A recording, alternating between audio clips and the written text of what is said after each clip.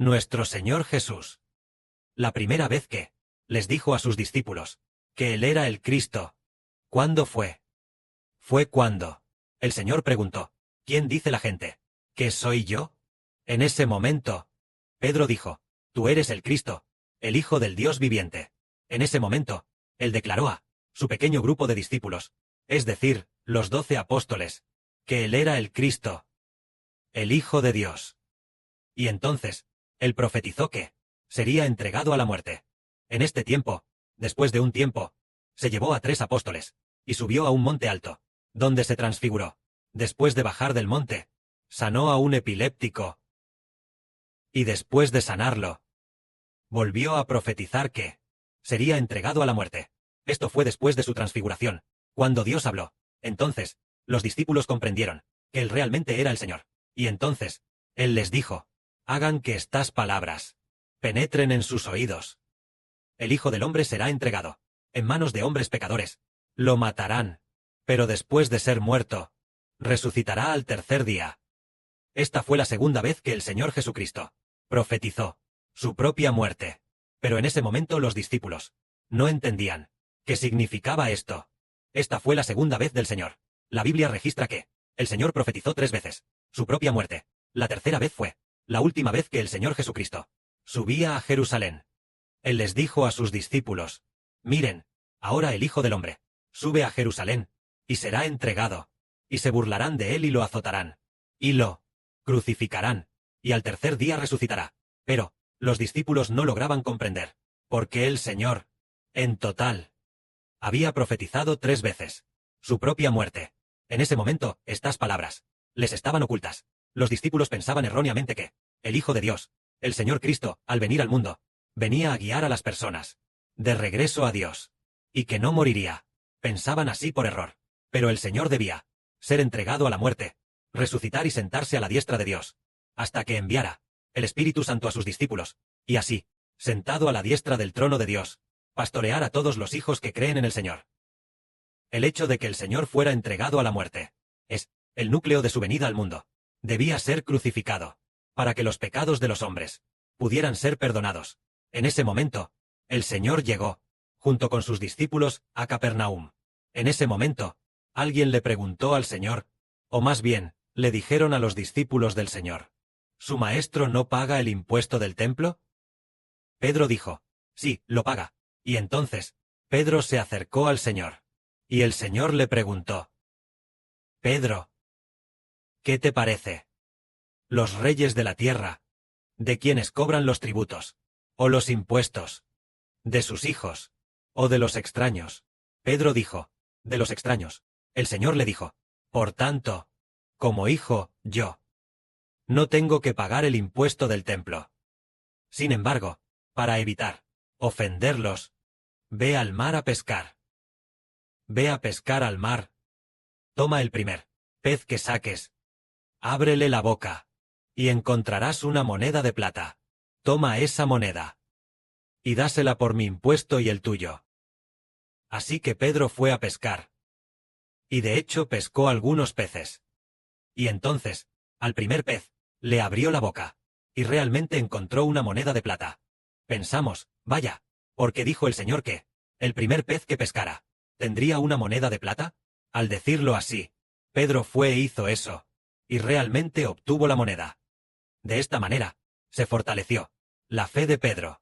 Es maravilloso que todo lo que hace el Señor, cada cosa, incluso este asunto de pagar impuestos, también fortaleció la fe de Pedro en el Señor.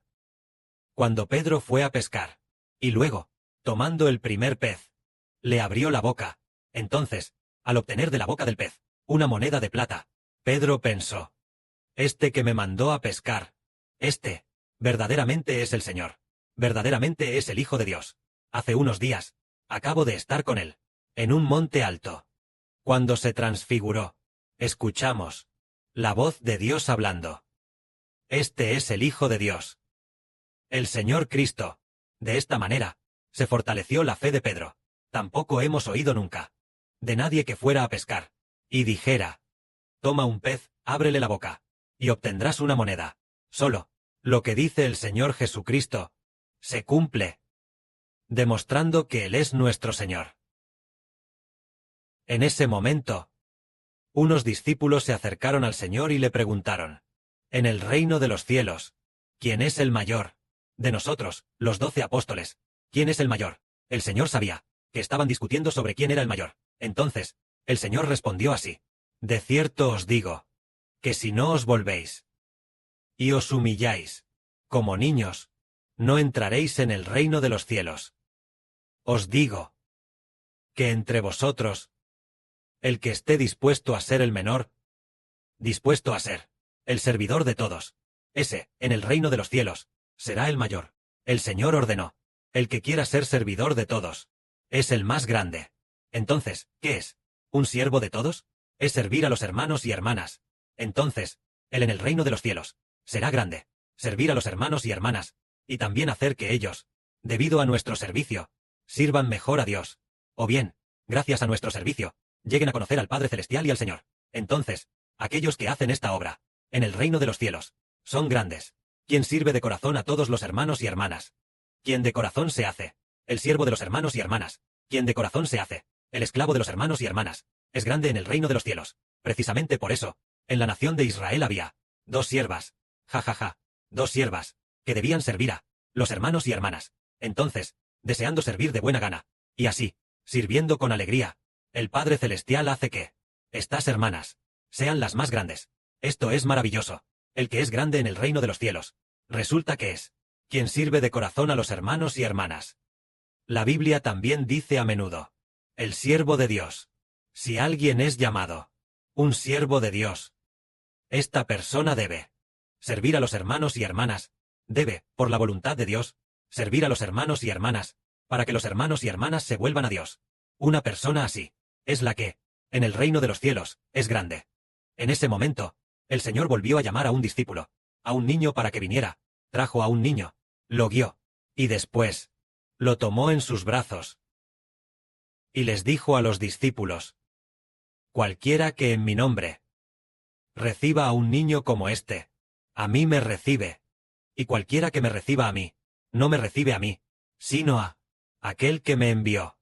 Entonces, este niño dice, en mi nombre, recibir a un niño como este. Entonces, ¿este niño ama al Señor? Sí, ama al Señor. Esto significa que, si recibimos a alguien que ama y cree en el Señor, es lo mismo que recibir al Señor. ¿Este niño es humilde? Tal vez él solo tiene 1 o 2 años, 2 o 3 años, pero ama al Señor, y está dispuesto a que el Señor lo abrace, y le agrada mucho el Señor. Entonces, sí, estamos dispuestos a recibir a un creyente, a alguien que ama al Señor, o a recibir a alguien muy humilde, que cree en el Señor, es equivalente a recibir al Señor. Para el Señor, aquellos que creen en Él son valiosos. Los que creen en el Señor Jesucristo son valiosos. Entonces, si vamos a recibir a aquellos que creen en el Señor Jesucristo, entonces nosotros en el reino de los cielos seremos los más grandes. Si recibimos a quienes creen en el Señor, por ejemplo, sí, nuestros hermanos y hermanas son todos hijos que pertenecen al Señor, entonces, sí, alguien viene a servir a los que pertenecen a los hijos del Señor, ese será grande en el reino de los cielos. Por lo tanto, decimos, aquel que esté dispuesto a ser el siervo de todos, en el reino de los cielos, es grande. Todos los hermanos y hermanas son honorables, y aquel que esté dispuesto a servir a los hermanos y hermanas, suele ser sumamente honorable. En este momento, el Señor dijo otra vez, sin embargo, quien haga tropezar a uno de los que creen en mí, a una persona humilde, sería mejor que una gran piedra de molino fuera puesta, atada al cuello de esa persona, y luego, fuera arrojado en lo profundo del mar, para ahogarse. Aquí, la palabra tropezar, esta palabra, ¿qué significa? Antes, el hermano Heber tampoco lo entendía, diciendo, que tropiece el que cree en el Señor. ¿Qué significa tropezar? ¿Acaso tropezar significa que va caminando y se cae sin querer? Más adelante, lo entendió. Ah, el significado de tropezar es hacer que la gente se aleje del Señor. Si una persona que cree en el Señor, si por nuestra culpa hacemos que esa persona se aleje del Señor, ay de esa persona. Aquel que hace que la gente se aleje del Señor tendrá un ay. Es decir, no debemos hacer cosas que hagan tropezar a otros. Es decir, sí, él ya cree en el Señor, y él ya ama al Señor. Nosotros debemos alegrarnos y regocijarnos. No sea que, porque cree en el Señor, y por nuestra culpa, él se aleje del Señor. Si él ya ha creído en Heber, y sigue a Heber para edificar Israel, si nosotros, debido a nuestra propia culpa, hacemos que quienes edifican juntos el reino de Israel se alejen de Israel. Entonces, aquel que hace que la gente se aleje de Israel, o se aleje del Señor, se convierte en alguien que hace tropezar. Y para el que hace tropezar, habrá un ay, porque hay un ay. El Señor dijo, que aten una gran piedra de molino a su cuello, y lo hundan en el mar. Sería mejor que se ahogara. Por lo tanto, lo esencial de todo lo que hacemos es no hacer que la gente, no hacer que se alejen del Señor, no hacer que se alejen de Heber. En nuestras palabras, debemos tener bondad y misericordia. Al hacerlo así, agradaremos al Señor Jesucristo, nuestro Padre. El Señor Jesús se complacerá. El Señor dijo, ¡ay del mundo! Porque este mundo está lleno de las cosas que hacen tropezar. Esas cosas que hacen tropezar son inevitables. Pero aquel por quien viene el tropiezo, ¡ay de él! Es decir, el Señor dice, ¡ay del mundo! ¿Qué significa esto? Aquí dice, ¡ay de este mundo!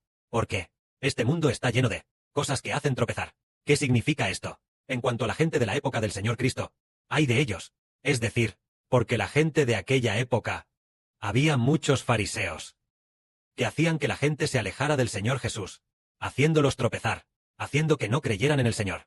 ¿Y cómo? Los fariseos, todos decían, Jesús no es el Mesías. Jesús, él es de Galilea. El Mesías Cristo proviene de Belén, la tierra natal de David. Tal como dice la Escritura, él no es el Cristo. Así que, aquel que habla de esta manera, ¡ay de él! Hace tropezar a la gente, queriendo que se alejen del Señor. Entonces, cuando el Señor se siente en su trono de gloria, el Señor Jesucristo va a condenarlo y a destruir a aquellos que hacen que la gente se aleje del Señor. Por ejemplo, el Señor dijo, ¡ay de este mundo! Porque este mundo está lleno de cosas que hacen tropezar, lleno de tropiezos. Es decir, la gente de la época del Señor Cristo. Había muchos que decían, no creáis en Jesús. Él no es el Cristo. Al Cristo lo conocemos. Cuando venga el Cristo, no sabremos de dónde viene. Pero este Jesús, él es de Galilea. Viene de Nazaret. Él no es el Cristo. Vosotros, que no conocéis la ley de Dios, las escrituras de Dios dicen, el Cristo vendrá de Belén, tal como el profeta Miqueas dijo. Y tú, Belén de Efrata, de ti me saldrá el Cristo. Los judíos hacían esto constantemente, alejando a la gente del Señor. Por eso el Señor dijo, ¡ay del mundo! Que es hacer que la gente se aleje del Señor. Antes, hubo una mujer que realmente tuvo un ay sobre ella. Esa mujer, ella no le creía a Heber, y también hacía que otros no creyeran. Así que esta mujer tiene un ay sobre ella. ¿Por causa de quién? El ay, por causa de Heber. Ella tiene un ay sobre ella. En el futuro, cuando el hermano Heber se siente en el trono de gloria, condenará a esa persona. Esa persona, ¿cómo se llamaba? Lo he olvidado. No firme, sino que sabía cantar, aquella que cantaba muy bonito. Dian Dian Jian. Sí, ella solo quería hacer tropezar a la gente, que hace que la gente se aleje del Señor. Y entonces, el Espíritu del Padre permitió que el hermano Heber viera. Cuando el hermano Heber la juzgaba, le dijo esto. En aquellos días, hablé la verdad como un loco. ¿Por qué no creíste? El hermano Heber, con palabras de ira, la juzgó. Es decir, el Espíritu Santo permitió que el hermano Heber viera de antemano el día en que el hermano Heber juzgaría a Dian Dian Jian, diciendo, es decir, en el futuro, diciendo en el día del juicio, en aquellos días, hablé la verdad como un loco. ¿Por qué no creíste? Por lo tanto, esa persona, en el futuro será juzgada por el hermano Heber. ¿Por causa de quién tendrá ayes? Por causa del hermano Heber. Ella tendrá ayes, porque ella hizo que la gente abandonara al hermano Heber.